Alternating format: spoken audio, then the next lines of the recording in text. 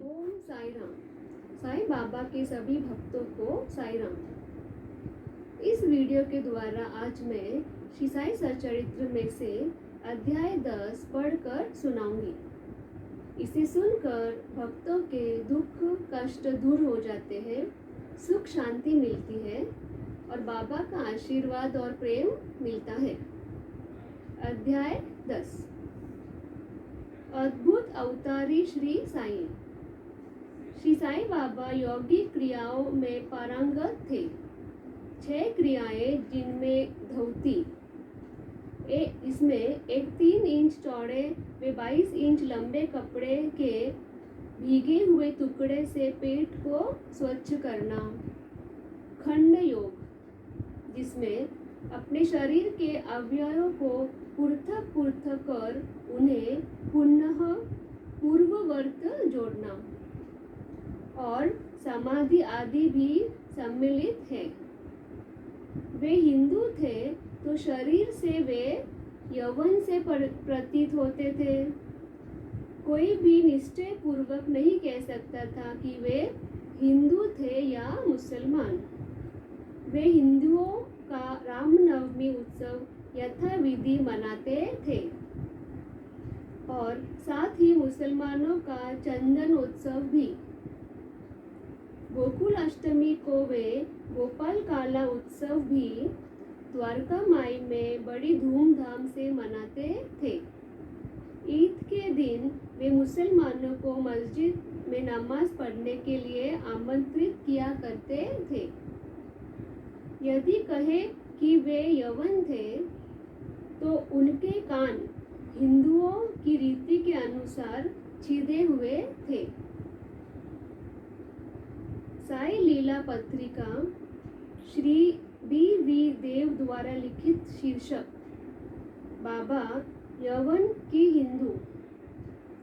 इसमें वर्णित है, यदि उन्हें हिंदू घोषित करे तो वे सदा मस्जिद में निवास करते थे, और यदि यवन कहे तो वे सदा वहाँ धूनी प्रज्वलित रखते थे तथा अन्य कर्म जैसे चक्की पीसना, शंख तथा घंटानाद, होम आदि कर्म करना, अन्नदान और पूजन आदि सदैव वहाँ चलते रहते थे।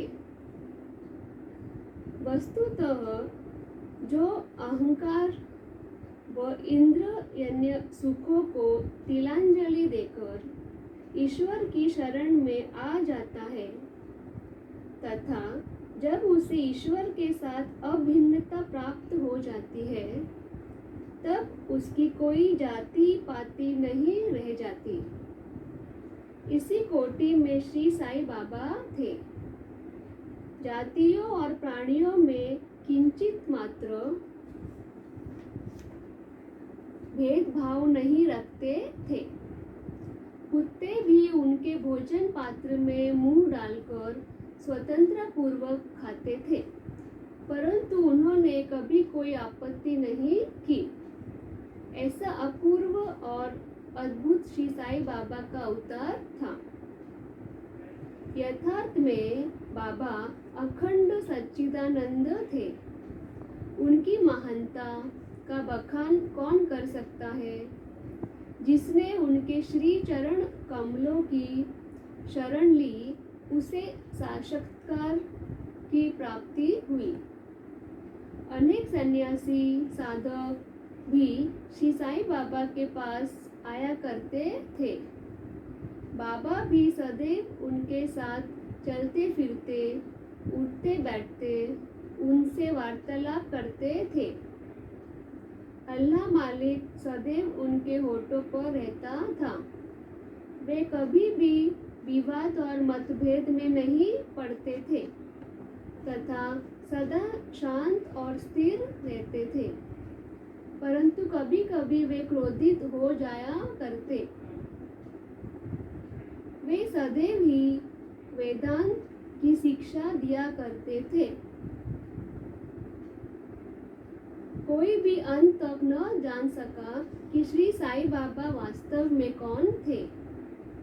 स्वयं ज्ञानावतार होकर भी वे सदैव अज्ञानता का प्रदर्शन किया करते थे।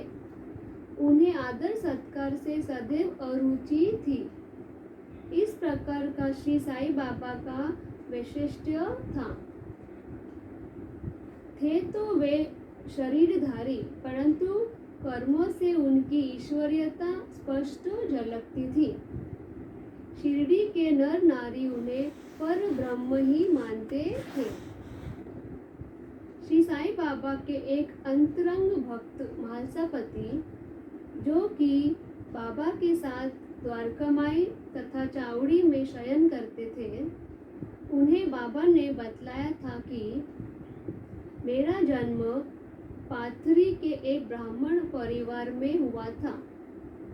मेरे माता पिता ने मुझे बाल्य अवस्था में ही एक फकीर को सौंप दिया था। जब यह चर्चा चल रही थी, तभी पाथरी से कुछ लोग वहां आए थे। बाबा ने उनसे कुछ लोगों के संबंध में पूछताछ भी की।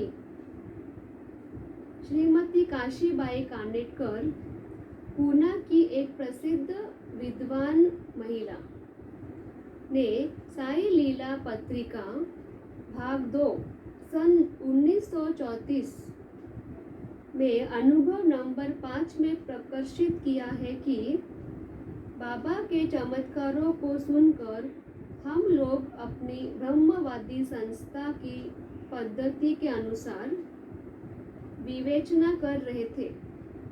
विवाद का विषय था कि श्री साईं बाबा ब्रह्मवादी है या वाम मार्गी। कालांतर में जब मैं शिरडी गई तो मुझे इस संबंध में अनेक विचार आ रहे थे। जैसे ही मैंने मस्जिद की सीढ़ियों पर पैर रखा कि बाबा उठकर सामने आ गए और अपने हृदय की ओर संकेत कर मेरी ओर घूरते हुए क्रोधित होकर बोले, यह ब्राह्मण है, शुद्ध ब्राह्मण, इससे वाम मार्ग से क्या प्रयोजन? यहाँ कोई भी यवन प्रवेश करने का दुस्साहस नहीं कर सकता और न ही वह करे। पुनः अपने हृदय की ओर संकेत करते हुए बोले, यह ब्राह्मण लाखों मनुष्यों का पथ प्रदर्शन कर सकता है और उनको वस्तु की प्राप्ति करा सकता है। यह ब्राह्मण की मस्जिद है। मैं यहाँ किसी वाम मार्गी की छाया भी न पड़ने दूंगा। श्री साईं बाबा की प्रकृति। शिरडी के प्रायः समस्त मंदिरों का उन्होंने जीर्णोद्धार किया। श्री तात्या पाटिल के द्वारा शनि, गणपति, शंकर, पार्वती, ग्राम देवता और हनुमान आदि की मंदिरें ठीक करवाए। उनका दान भी विचित्र था। दक्षिणा के रूप में जो धन एकत्रित होता था, उसमें से वे किसी को 20 रुपये, किसी को 15 रुपये या किसी को 50 रुपये इस प्रकार प्रतिदिन स्व इच्छा से बांटते थे। बाबा के दर्शन भक्तों के लिए लाभप्रद होते थे। पंगुओं की पंगुता नष्ट हो गई, उनकी कीर्ति दूर दूर तक फैलती गई और भिन्न भिन्न स्थानों से यात्रियों के झुंड शिरडी आने लगे। बाबा सदा धुनी के पास ही आसन जमाए रहते और वही विश्राम किया करते थे। वे कभी स्नान करते और कभी स्नान किए बिना ही समाधि में लीन रहते थे। वे सिर पर एक साफा, कमर में एक धोती और शरीर पर एक अंग रखा पहना करते थे। अपने जीवन काल के पूर्वार्ध में वे गांव में चिकित्सा कार्य भी किया करते थे। विलक्षण नेत्रोपचार। एक भक्त की आंखें बहुत लाल हो गई थी, उनमें सूजन भी आ गई थी। जब उसे बाबा के पास लाया गया तो बाबा ने भिलावा पीस कर उसकी 2 गोलियां बनाई और रोगी के नेत्रों में एक एक गोली चिपका कर कपड़े की पट्टी से आंखें बांध दी।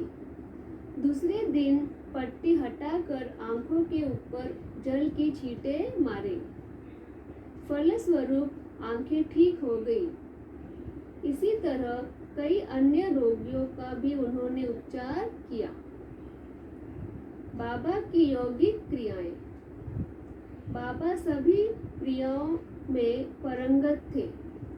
उनमें से केवल 2 का ही उल्लेख यहाँ किया जा रहा है। धौती क्रिया, आंतें साफ करने की क्रिया। हर तीसरे दिन बाबा मस्जिद से पर्याप्त दूरी पर एक वट वृक्ष के नीचे धौती क्रिया किया करते थे। एक बार लोगों ने देखा कि उन्होंने अपनी आंतों को उधर से बाहर निकालकर उन्हें चारों ओर से स्वच्छ किया और समीप के वृक्ष पर सूखने के लिए टांग दिया। शिरडी में इस घटना की पुष्टि करने वाले लोग अभी भी जीवंत हैं। उन्होंने इस सत्यता की परीक्षा भी की थी। खंड योग। एक बार बाबा ने अपने शरीर के अंगों को अलग अलग कर मस्जिद के भिन्न भिन्न स्थानों में बिखेर दिया। अकस्मात उसी दिन एक महाशय मस्जिद में पधारे और अंगों को इस प्रकार यहाँ वहाँ बिखरा देखकर भयभीत हो गए। पहले उनकी इच्छा हुई कि लौटकर ग्राम अधिकारी को यह सूचना देनी चाहिए कि किसी ने बाबा की हत्या कर दी है, परंतु सूचना देने वाला ही पहले पकड़ा जाता है, यह सोचकर वो मौन रहे। दूसरे दिन जब वे मस्जिद में गए तो बाबा को पूर्ववत स्वस्थ देखकर आश्चर्यचकित रह गए। बाबा की सर्वव्यापकता और दयालुता। यह घटना 1910 की है। बाबा दीपावली के दिन धूनी के निकट बैठे आग ताप रहे थे। साथ ही धूनी में लकड़ी भी डालते जाते थे। धूनी से प्रचंड लपटें निकल रही थी। कुछ देर बाद उन्होंने लकड़ियां डालने के बदले अपना हाथ धूनी में डाल दिया। हाथ बुरी तरह से झुलस गया। माधवराव देशपांडे ने बाबा को धूनी में हाथ डालते देखकर तुरंत दौड़कर उन्हें पीछे खींचा। माधवराव ने बाबा से कहा, देवा, आपने ऐसा क्यों किया? बाबा सावधान होकर कहने लगे, यहाँ से कुछ दूरी पर एक लुहारिन जब भट्टी धोंक रही थी, उसी समय उसके पति ने उसे बुलाया। कमर से बंधे शिशु का ध्यान छोड़ वह शीघ्रता से वहां दौड़कर गई। दुर्भाग्य से शिशु फिसलकर भट्टी में गिर पड़ा। मैंने तुरंत भट्टी में हाथ डालकर शिशु को बचा लिया। मुझे अपना हाथ जलने का दुख नहीं है, बल्कि मुझे संतोष है कि एक मासूम का जीवन बच गया। कोड़ी की सेवा। हाथ जल जाने के पश्चात एक कोड़ी भक्त भागोजी शिंदे उनके हाथ पर सदैव पट्टी बांधते थे। उनका कार्य था प्रतिदिन जले हुए स्थान पर घी मलना और उसके ऊपर एक पत्ता रखकर पट्टियों से उसे कसकर बांध देना। कुछ दिनों के उपरांत जब घाव भर गया तब सब भक्त सुखी हो गए, परंतु यह किसी को भी ज्ञात न हो सका कि कुछ पीड़ा शेष रही थी या नहीं। प्रतिदिन प्रातःकाल हाथ की मालिश और पुनः कस कर पट्टी बांधना, श्री साईं बाबा की समाधि पर्यंत यह क्रम इसी प्रकार चलता रहा। श्री साईं बाबा सदृश्य पूर्ण सिद्ध को यथार्थ में इस चिकित्सा की भी कोई आवश्यकता नहीं थी, परंतु भक्तों के प्रेमवश उन्होंने भागोजी की यह सेवा निर्विघ्न स्वीकार की। जब बाबा लेंडी बाग को जाते थे तो भागोजी छाता लेकर उनके साथ ही जाते थे। प्रतिदिन प्रातःकाल जब बाबा धुनी के पास आसन पर विराजते, तब भागोजी वहां पहले से ही उपस्थित रहकर अपना कार्य प्रारंभ कर देते थे। भागोजी ने पिछले जन्म में अनेक पाप कर्म किए थे, इस कारण वे कुष्ठ रोग से पीड़ित थे। उनकी उंगलियां गल चुकी थी। यद्यपि बाह्य दृष्टि से वे दुर्भागी प्रतीत होते थे, परंतु बाबा के प्रधान सेवक होने के नाते यथार्थ में वे ही अधिक भाग्यशाली तथा सुखी थे। उन्हें बाबा के सानिध्य का पूर्ण लाभ प्राप्त हुआ। बालक खापर्डे को प्लेग।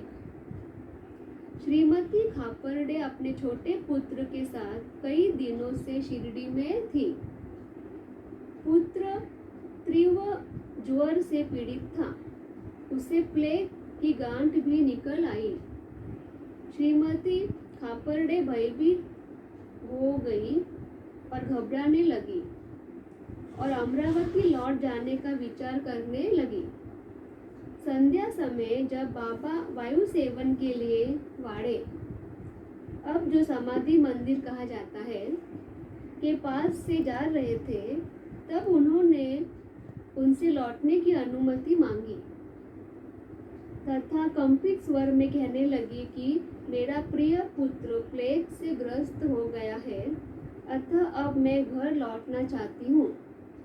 प्रेम पूर्वक उनका समाधान करते हुए बाबा ने कहा, आकाश में बहुत बादल छाए हैं। उनके हटते ही आकाश पूर्ववत स्वच्छ हो जाएगा। ऐसा कहते हुए उन्होंने कमर तक अपनी कफनी ऊपर उठाई और वहां उपस्थित सभी लोगों को अंडों के बराबर 4 गांठें दिखाकर कहा, देखो मुझे अपने भक्तों के लिए कितना कष्ट उठाना पड़ता है, उनके कष्ट मेरे हैं। इस प्रकार बाबा ने खापर्डे के पुत्र को ठीक किया। पंढरपुर प्रस्थान। नाना साहेब चांदोरकर बाबा के परम भक्त थे। वे खानदेश में मामलेदार थे। उनका स्थानांतरण पंढरपुर हो गया और शीघ्र ही कार्यभार संभालना था, इसलिए वे शीघ्रता से शिरडी रवाना हो गए। अपने पंढरपुर मतलब शिरडी अचानक ही पहुंचकर अपने विठोबा यानी बाबा को नमस्कार कर फिर आगे प्रस्थान करना चाहते थे, परंतु बाबा से क्या छिपा था, वे तो सर्वज्ञ थे। जैसे ही नाना साहेब नीम गांव पहुंचे, जो शिरडी में कुछ ही दूरी पर है, बाबा पास बैठे हुए महालसापति अप्पा शिंदे और काशीराम से वार्तालाप कर रहे थे। बाबा ने अचानक ही कहा, चलो चारों मिलकर भजन करें। पंढरपुर के द्वार खुले हैं, यह भजन प्रेम पूर्वक गाए। सब मिलकर गाने लगे। बाबा गाते जाते और भक्तगण उसे दोहराते जाते। कुछ समय में नाना साहेब ने वहां सब कुटुंब पहुंचकर बाबा को प्रणाम किया। उन्होंने बाबा से पंढरपुर पधारने तथा वहां निवास करने की प्रार्थना की। भक्तगणों ने नाना साहेब को बतलाया कि बाबा पंढरपुर वास के भाव में पहले से ही थे। यह सुनकर नाना साहेब द्रवित हो गए और श्री चरणों पर गिर पड़े और बाबा की आज्ञा, विभूति तथा आशीर्वाद प्राप्त कर वे पंढरपुर रवाना हो गए। इस प्रकार यहाँ अध्याय 10 समाप्त हुआ।